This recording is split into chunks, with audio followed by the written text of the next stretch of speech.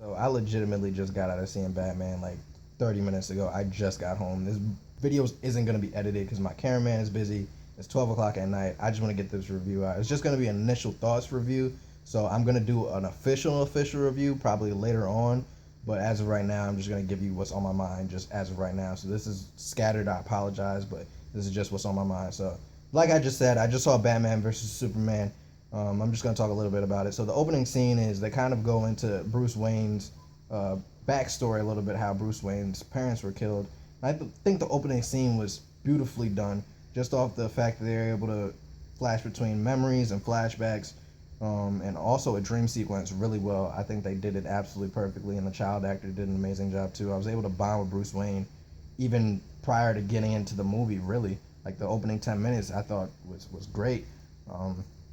And then they kind of shoot you into like the last act of Man of Steel, where Batman is witnessing Superman tearing up the city and killing a lot of innocent lives, which Man of Steel kind of browsed over while they were tearing up so many buildings, which I thought was cool. I didn't think that was a big enough objective for Batman to really hate Superman. I think the objectives for both of these characters for disliking each other was kind of weak throughout the movie. And I think the movie was really slow. I was talking to my sisters, which I saw the movie with. They also agree with me.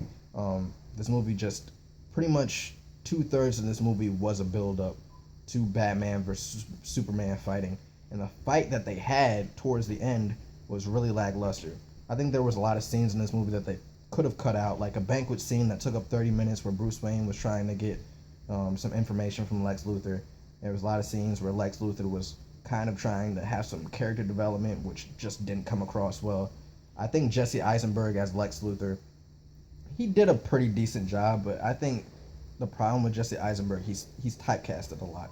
What I mean by that is, he's casted for a lot of movies where he has to play the same character over and over again, and the type of characters he plays is quick and quirky humor type characters, and that works really well for Jesse Eisenberg. I have no problem with that, but I'm not sure if that particularly fit Lex Luthor really well.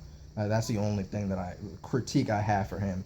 And Ben Affleck playing Batman, a lot of people were skeptical about it because Ben Affleck has a history of not doing well in movies or not being a good actor in a lot of roles that he takes. And he has a track record right now over the past 2-3 years where he's done pretty good to decent in a lot of movies. I think he was like decent as Batman. He wasn't atrocious, but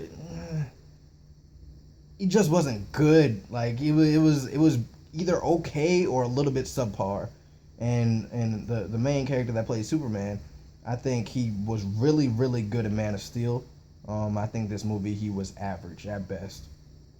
And then the way that they introduced Wonder Woman in this movie.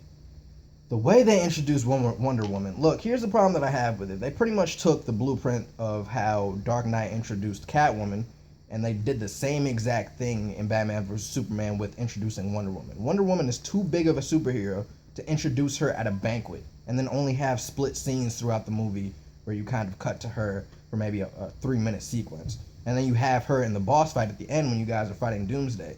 You don't do that with a character like Wonder Woman. If you're going to introduce Wonder Woman, make her her own movie. That's all I'm asking. Just make her her own movie. And I just didn't like the way they introduced her, I'll be honest with you. And the last fight with Doomsday was really lackluster as well. I just think the movie was really